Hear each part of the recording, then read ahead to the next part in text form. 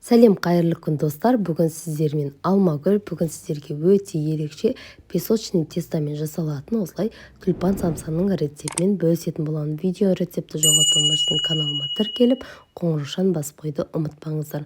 Алдымен ұнымыздың үстінен теркадан өткізілген сары майымызды салып, қолдың көмегімен крошка дайындайтын боламыз.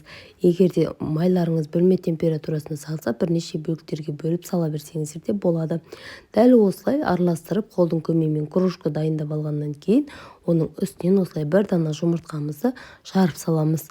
Сонан соң аздаған айранымызды құйып, оның үстінен дәміне қарай аздаған тұзымызды салып, қолымыздың көмегімен жұмсақ қамыр дайындап алатын боламыз.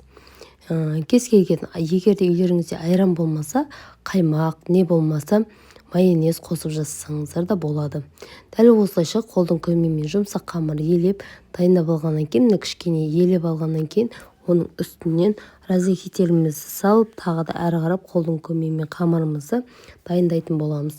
Бізде дәл видеодағыдай етіп жұмсақ тесто дайын болып шығады.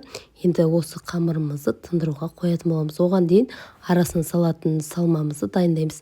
Мен осылай алдын ала туралған асқабақтың үстінен аздаған тұзымды салып, дәл осылай араластырып алдым. Бізге асқабаққа пияз қосып жасаған ұнамайды, сондықтан да асқабақтың өзіне тұз салып дайындап алдым. Сіздер өз қалауларыңыз бойынша фаршты салма дайындасаңыздар да болады.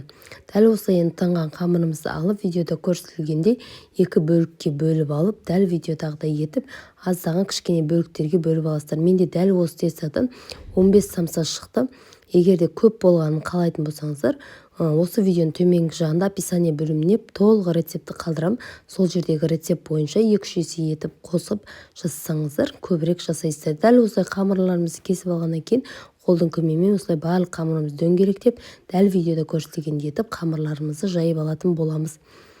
Барлығын жайып алғаннан кейін, видеода көрсетілгендей етіп қамырларымызды кесетін боламыз. Дөңгелек етіп кескен жайып алғаннан кейін, қамырымызды ортасынан төмен қарай кесіп, дәл видеода көрсетілгендей етіп түйіп аласыздар. Егер де түйілуіне түсінбесеңіздер, видеоны жайып 1х-пен 0,5-пен көрсеңіздер болады. Түйілу жолы өте оңай. Міне дәл осылай түбінің бәрін осылайша біріктіріп, осылай тюльпан етіп дайындап аласыздар. Барлық самсаларымызды осылайша дайындап, самсаларымызға жұмыртқаның сарысы не болмаса, бір жұмыртқаны осылайша жарып алып, мен сияқты жағып шығасыздар. Сонан соң бетіне өз қалауларыңыз бойынша макты не болмаса күнжітті қоссаң сепсеңіздер болады. Мен бетіне күнжіт сүйіп шықтым. Сонан соң самсаларымызды алдын ала қызып тұрған 200 градуста пешімізде 25-30 минут шамасында пісіріп алатын боламыз. Дәмі өте ерекше болып шығады. Фарштар өз қалауларыңыз бойынша салмасына фаршты етіп, асқабақ пен картошка араластырып солай жасасаңыздар болады. Міне менің самсаларым пісіп дайын болды. Дәл видеода көрсетілгендей кесіп, араларын көрсеттім, өте дәмді.